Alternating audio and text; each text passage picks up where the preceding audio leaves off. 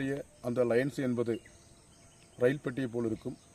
அழகான அந்த மலை அடிவாரத்தில் வாடுகின்ற ஒரு குடும்பத்தைச் சேர்ந்த 16 பேர் உயிரிழந்திருக்கின்றார்கள். அதேபோல் இந்த நிமிடம் வரை 200க்கும் மேற்பட்ட தொழிலாளர்கள் அங்கே இருந்திருக்கின்றார்கள், விவசாயிகள் இருந்திருக்கின்றார்கள். அதுபோல் சுற்றுலாத்துறையை பார்வையிடுவதற்கு வந்த அனைத்து மக்களும் அங்கே உயிரிழந்திருக்கின்றார்கள்.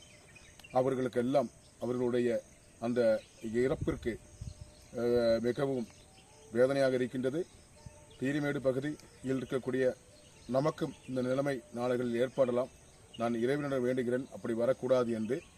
நம்மளை போல் வாழக்கூடிய அவர்களுக்கு தோட்டம் தொழிலாளியாக நாம் ஒரு நாள் தின சம்பளத்தை நாம் வாங்கி அவர்களுக்கு தேவையான உடைகளும் உடைமைகளும் உணவுகளும் மருத்துவ பொருட்களும் வாங்கி கொடுப்பதற்கு வேண்டி நீங்கள் தயாராக வேண்டும்.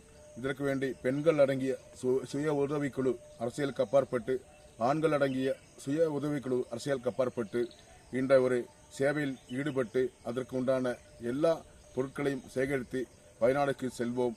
அதற்கு உண்டான ஏற்பாடுகளை வண்டிப்பெரியார் பஞ்சாயத்தில் இருக்கக்கூடிய, வானாடியில் இருக்கக்கூடிய அனைத்து மக்களும் செய்வதற்கு முன்வர வேண்டும் என வேண்டுகிறேன்.